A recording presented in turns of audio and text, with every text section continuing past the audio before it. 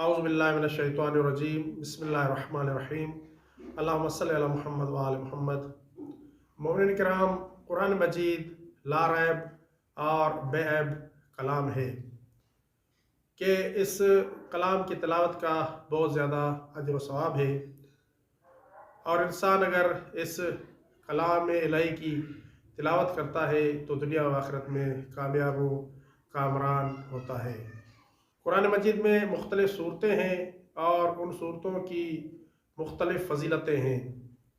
سورہ ہود کے بارے میں حضرت امام محمد باقر علیہ السلام ارشاد فرماتے ہیں، جو شخص ہر جمعے کے دن سورہ ہود کی تلاوت کرے گا، اللہ تعالیٰ اسے قیامت کے دن نبیوں کے زمرے میں محشور فرمائیں گے، یعنی ان کا حساب آسانی سے لیا جائے گا۔ یہی نہیں بلکہ مولا سورہ ہود کی تلاوت کا ایک اور فائدہ بھی بیان فرماتے ہیں۔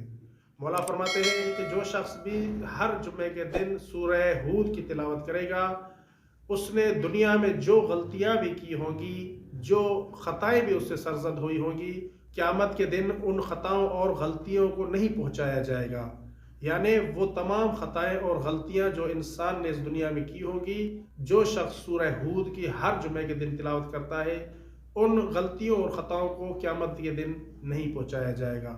اس لیے ہماری ذمہ داری ہے کہ قرآن مجید سے استفادہ کریں اور قرآن مجید کی مختلف صورتوں کو ضرور تلاوت کیا کریں۔ وما علینا الا البلاغ المبین۔